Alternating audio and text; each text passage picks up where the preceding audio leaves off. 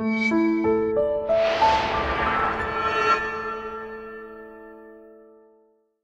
everyone, I'm Captain Logan, and I want to post a little update video and let everybody know what I'm going to be up to for the next few weeks, so you're not wondering, hey, what happened to Captain Logan? Did he jump out of an airplane and go splat this time? I'm going to be taking a few weeks off in order to work on a novel. That's right, I'm finally, for the first time in about 8 years, going to be getting back to fiction.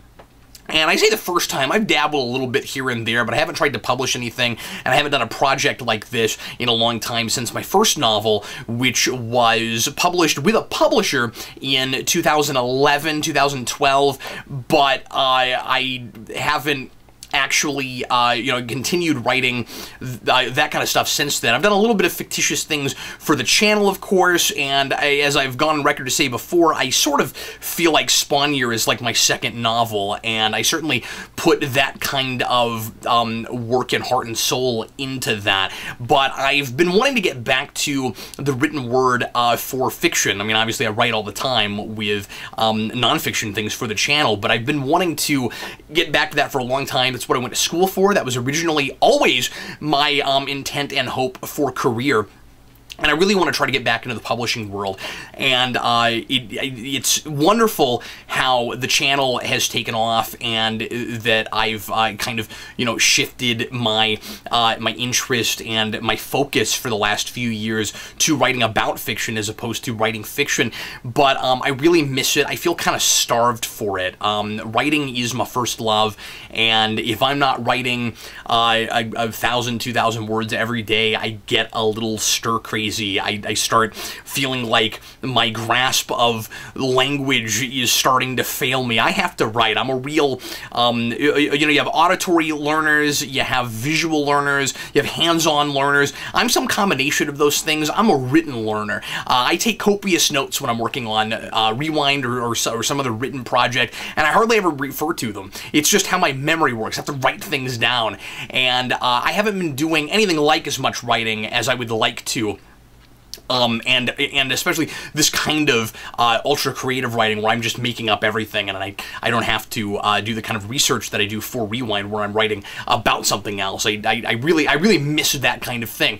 Having said that, it's not like writing a novel requires no research. I just mean that it's not all based on some other pre-existing thing. I am doing a ton of research for this novel, and I don't want to say anything about it yet, just in case it ends up going really poorly and I decide to scrap it. I don't think that's going to happen, but I just don't want to say too much and get people's hopes up if they get really excited about the premise. When I get into it, and if it's going well, I will reveal what exactly it's about, and maybe even show you something from it as I'm working on it. But the only thing I'll say right now is it has something to do with food, and I've been doing intense amounts of study and preliminaries about food. Eric and I went to some grocery stores yesterday and took a bunch of pictures of different kinds of food and things that I just might not have thought of off the top of my head, and weird flavors of things and stuff.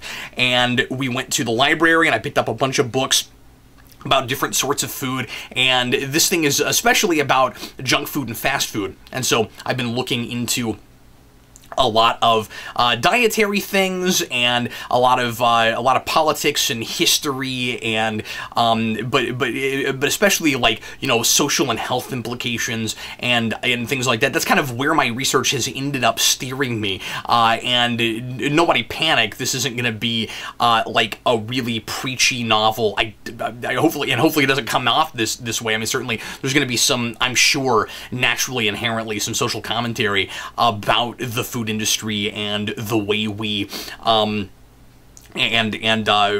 people's ignorance about what they're putting in their bodies. I'm learning so much about that stuff. Some of that will wend its way in, I am sure, but it's going to be a really fun, excuse me, and maybe some of it certainly will likely to be funny. It's in the eye of the beholder, of course, but some of that will be the intent of it, and it will be a somewhat quirky and out there kind of thing, but it's also in a weird way going to be the most serious and potentially even the most the darkest thing I've ever written. But anyway, so that's what I'm going to be working on for the next few weeks. I'm going to take at least, I keep saying 4 to 6 weeks off, realistically probably at least 6. And so you won't be seeing daily content from us, but we'll still be around and posting some things here and there. Whenever I take a hiatus like this, I seem to be incapable of taking off completely, and there's always something I really feel like weighing in on and sitting down and making a video about. As a lot of you are aware, there are a few videos that we have in the queue right now that have not been, I say in the queue, that we have filmed but not edited, that need to get posted. So it will still probably look like a normal week for the next few days. There are a couple of comic vaults that I still need to edit that hopefully I can get up before the hiatus is finished in the next few days. That's my hope. I've got the second part of the top 10 animated Spider-Man episodes for Superhero Rewind, which I'm finished writing, and I am about halfway through editing. So that hopefully will come to you in the next couple, 3 days. And what else? I'm also tomorrow doing a really interesting interview, a really exciting interview with David Fletcher. David Fletcher wrote this book. This is his memoir. It's called A Trunk Full of Yak Hair, or How the Klingons Got Their Look. He is a 94-year-old costume designer who just moved here to the area, and I'm going to pick his brain about Star Trek and some other things. He designed the costumes for the first 4 original series Star Trek films, and so when this says How the Klingons Got Their Look, he gave them their look. He is the reason that the Klingons get the garb they get in the motion picture and the foreheads, and it continues on, of course, past that into TNG and beyond. And if it weren't for David Fletcher, who I'm going to get to sit down and talk to tomorrow, Star Trek would have looked very different. And who knows, the Klingon warrior culture probably wouldn't have evolved anything like the way it did. And he also worked on The Last Starfighter, and he worked on, again, costume design, and he worked on the original Fright Night. And I'm really excited to talk to him about all those things, and I get to go see him in person tomorrow. So that is another thing that I'm working on, and a video you'll see in the next few days. Of course, Marvel Mania is finished now, so if you haven't seen the last couple episodes of that, and you didn't notice them, they are up and ready to be watched.